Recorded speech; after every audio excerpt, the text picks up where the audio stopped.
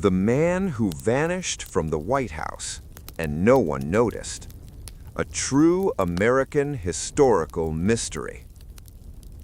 The night was bitterly cold in Washington, D.C. on February 2nd, 1809, when a man walked into the White House and vanished so completely that the nation has spent more than 2 centuries trying to explain what happened. His name appeared in the visitor log. Several officials swore they saw him, and yet he was never seen leaving. What makes it even stranger? This man, George William Hawks, may have held the key to one of the greatest political secrets in early American history. Most Americans have never heard of him, but his disappearance is real, documented, and still unsolved. Chapter 1: The Mysterious Visitor. George William Hawks was a quiet 42-year-old surveyor from Virginia. He was neither famous nor powerful, but he possessed something that terrified the young U.S. government: a collection of maps and journals belonging to Meriwether Lewis, the famous explorer of the Lewis and Clark expedition. Lewis had died mysteriously just a few months earlier under circumstances still debated today: suicide or assassination. Hawks claimed he had evidence proving Lewis was murdered and that government officials were involved. On the evening of February 2nd, Hawks traveled to Washington carrying a wooden box of documents wrapped in oilcloth. Witnesses say he looked exhausted, frightened, and determined. At 7:12 p.m., he entered the White House through the east entrance, saying he had an urgent message for President Thomas Jefferson.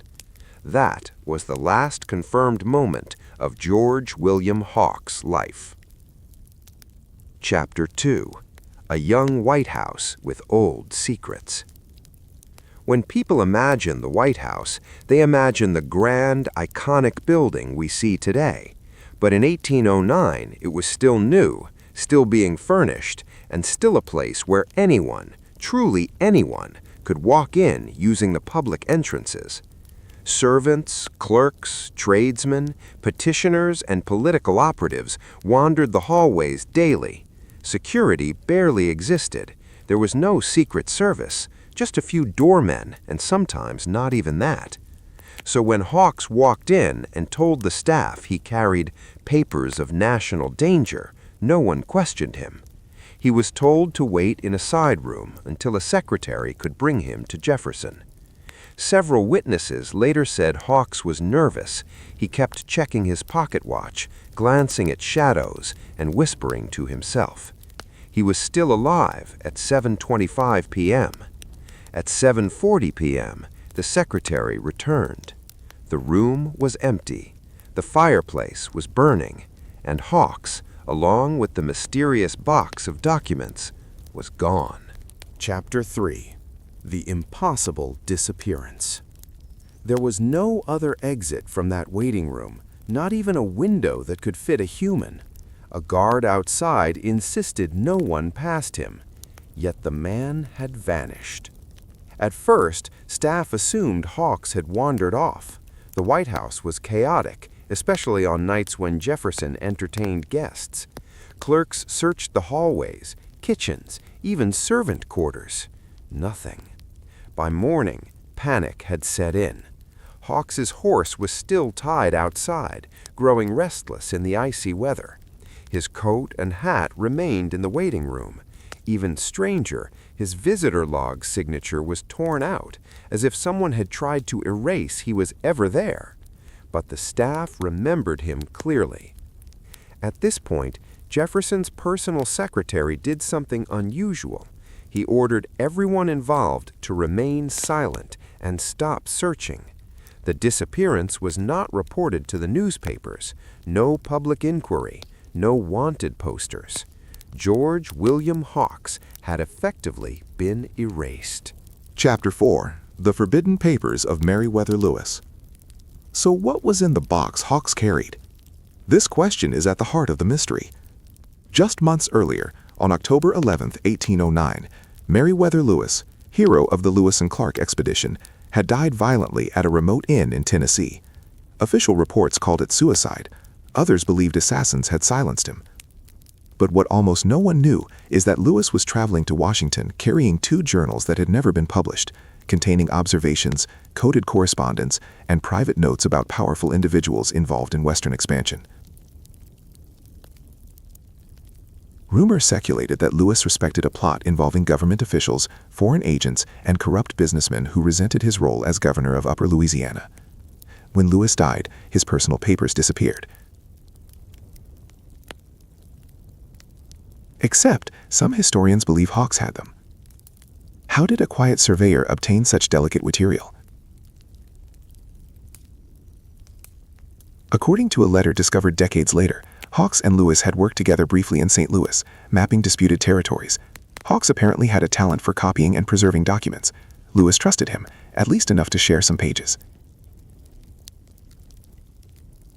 If Hawks truly carried evidence that Lewis had been murdered, then it would have shaken the entire Jefferson administration. Maybe that is exactly why he disappeared.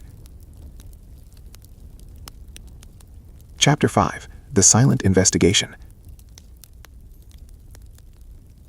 Privately, Jefferson's staff conducted an internal search. They interviewed doormen, servants, and clerks. One guard described seeing 2 well-dressed men enter the east hallway minutes before Hawks vanished.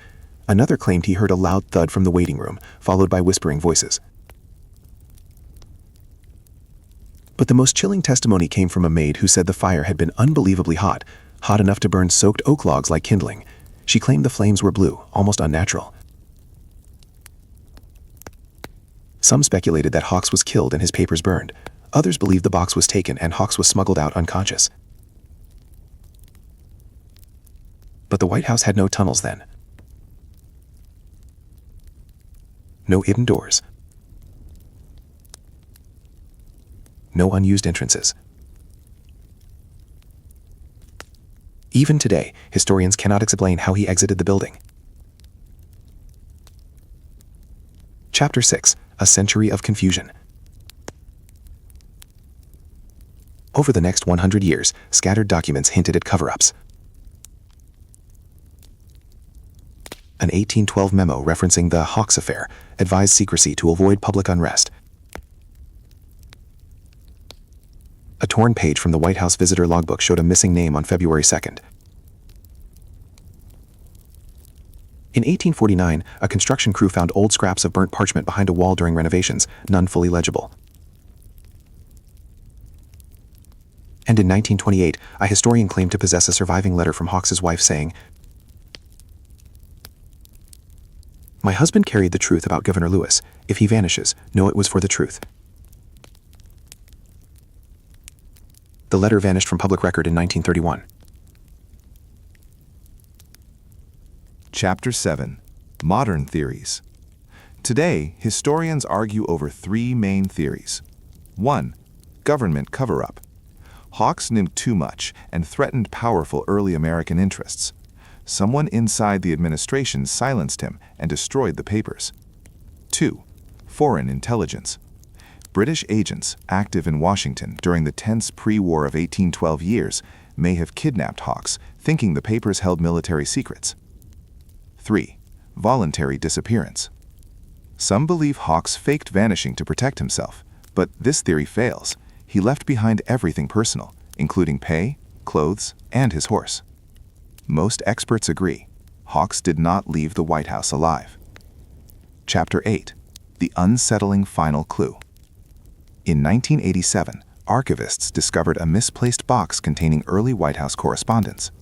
Inside was a brief note written by Jefferson's secretary Edward Coles, never meant for public eyes. The man who carried Lewis's warnings is no more. His burden has been claimed. Let this be buried. It is the closest thing to an admission the U.S. government has ever made. Epilogue: America's oldest unsolved disappearance. George William Hawks walked into the White House in 1809. He never walked out. No body was found. No document survived. No explanation was ever given. Today, visitors touring the White House hear nothing of Hawks. His name isn't in textbooks. but scholars still whisper about him, the man who may have uncovered one of the earliest secret scandals in American political history. A man who got too close to the truth. A man the White House swallowed whole.